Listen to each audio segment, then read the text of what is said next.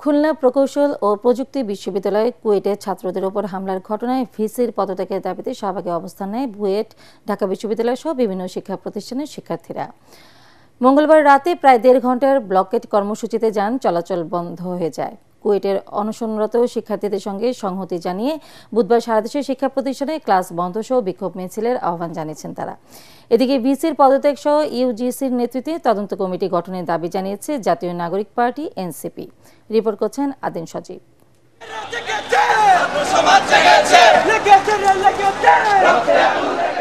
ঢাকার শাহবাগ উত্তাল।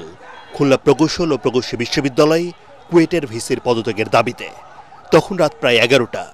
বাংলাদেশ প্রকৌশল বিশ্ববিদ্যালয় বুয়েট, ঢাকা বিশ্ববিদ্যালয়, জগন্নাথ বিশ্ববিদ্যালয় এবং ঢাকা কলেজ সহ আশপাশের বিভিন্ন প্রতিষ্ঠানের শিক্ষার্থীরা রাজপথে নেমে আসে কুয়েটে অনশনরতদের সাথে সংহতি জানিয়ে। আমরণ অনশনটাকে কার্যকর করার জন্য আমরা তাদের ভাই হিসেবে, ছাত্র ভাই হিসেবে আমরা বুয়েট এবং ঢাবির যারা আছে তারা আজকে আমরা এই শাহবাগের ব্লকেট কর্মসূচিতে অংশগ্রহণ করেছি। পুরোপুরি দায়ভারটা হলো কুয়েট ভিসি। সঠিক প্যাড আর সঠিক তথ্য দিয়ে এসব সামলে নিব এক হয়ে। Monalisa sanitary napkin. তো এই ভিসির পদত্যাগ না হওয়া পর্যন্ত আমরা আন্দোলন থামাচ্ছি না।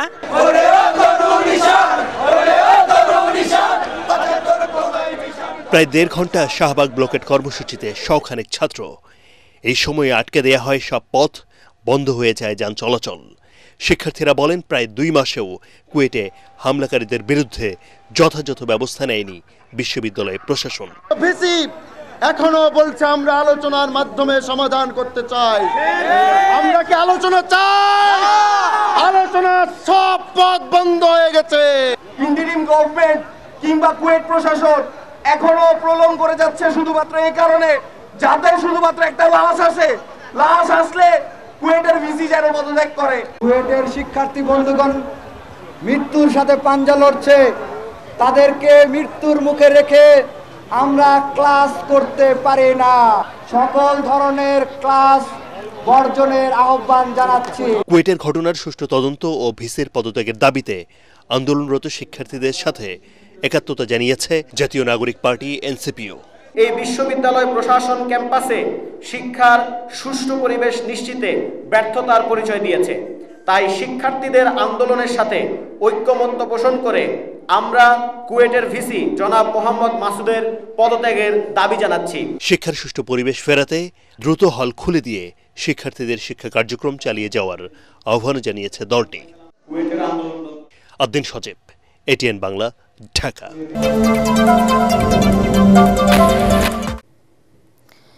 বিএনপি মানবিক সমাজ ও রাষ্ট্র গড়ে তুলতে চায় বলে জানিয়েছেন দলের ভারপ্রাপ্ত চেয়ারম্যান তারেক রহমান। বলেন, মানুষ বিপুল প্রত্যাশা নিয়ে এখন বিএনপির দিকে তাকিয়ে আছে। 3টি জেলায় বিএনপির প্রশিক্ষণ কর্মশালায় ভার্চুয়ালি বক্তব্য রাখতে গিয়ে তিনি আরও বলেন, স্বৈরাচার পালিয়ে গেছে, এখন দেশকে গড়ে তুলতে হবে। অদৃশ্য শক্তি নানা ষড়যন্ত্র চক্রান্ত করছে অভিযোগ করে তারেক রহমান নেতাকর্মীদের ঐক্যবদ্ধ থাকার আহ্বান জানান। মনির আহসানের রিপোর্ট। জনগণের ভোটে ক্ষমতায় গেলে বিএনপি রাষ্ট্র পরিচালনায় কী ধরনের পরিবর্তন আনতে চায়, ৩১ দফা সেই রূপরেখা দেশের মানুষের কাছে পৌঁছে দিতেই তৃণমূল পর্যায়ের নেতাদের প্রশিক্ষণ কর্মশালা।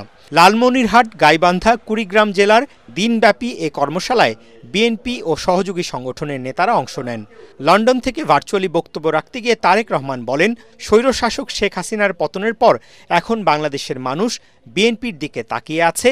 মানুষের সেই প্রত্যাশা পূরণ করতে হবে। যতগুলো সরকার, রাজনৈতিক সরকার আজ পর্যন্ত বাংলাদেশ পরিচালনা করেছে, যদি হিসাব নিকাশ করি আমরা যে জনগণের জন্য, দেশের জন্য বিভিন্ন রকম ভালো কাজ যাতে জনগণ উপকৃত হয়েছে, দেশ উপকৃত হয়েছে, তার দেখবেন 70% কাজ আপনাদের এই দল করেছে, বাংলাদেশ জাতীয়তাবাদী দল করেছে।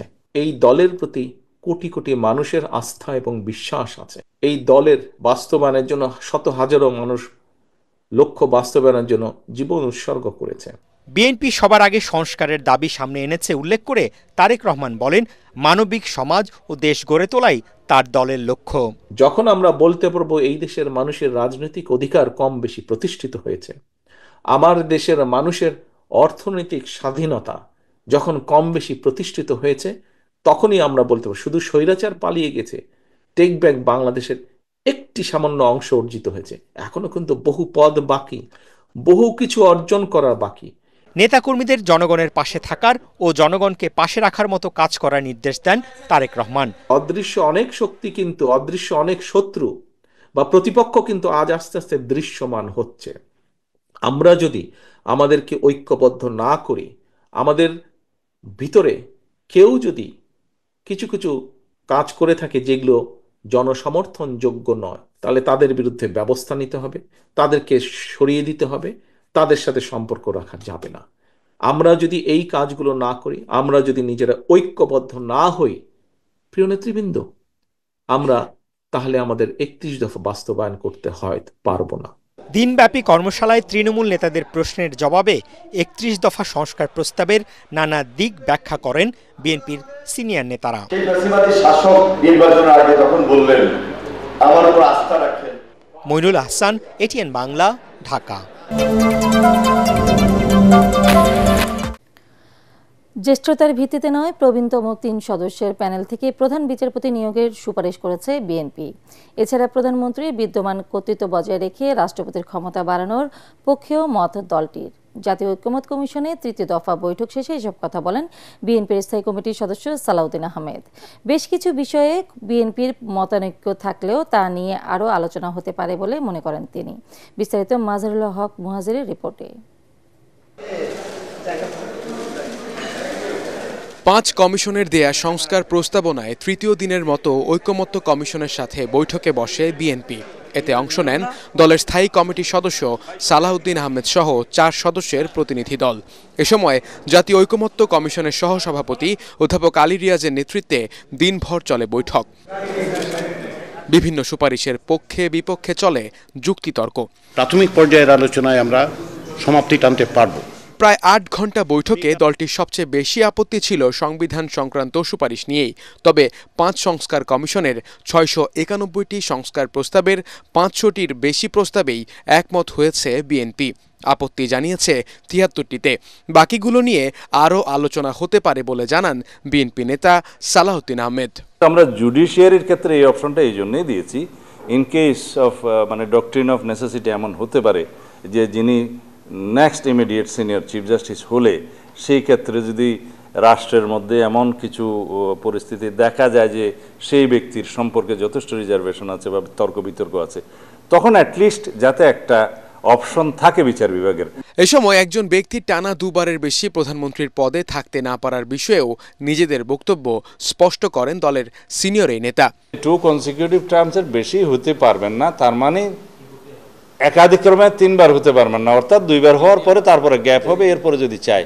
সেই জন্য আমরা বলেছি যে এটা গণতন্ত্রের প্র্যাকটিসটা হচ্ছে যে ফ্রি ফেয়ার নিউট্রাল ইলেকশন যদি হয়, যদি কেয়ারটেকার সরকারের অধীনে নির্বাচন হয়, যদি গণতান্ত্রিক নির্বাচনের মধ্য দিয়ে নিউট্রাল নির্বাচনের মধ্য দিয়ে জনগণ সোভরেন অথরিটি হিসেবে যদি কোনো দলকে আবার মেজরিটি দেয়, তাহলে জনগণের সম্মানে সেটা আমরা বলছি যে এটা ডেমোক্রেটিক প্র্যাকটিস হিসাবে সেই অপশনটা থাকা উচিত।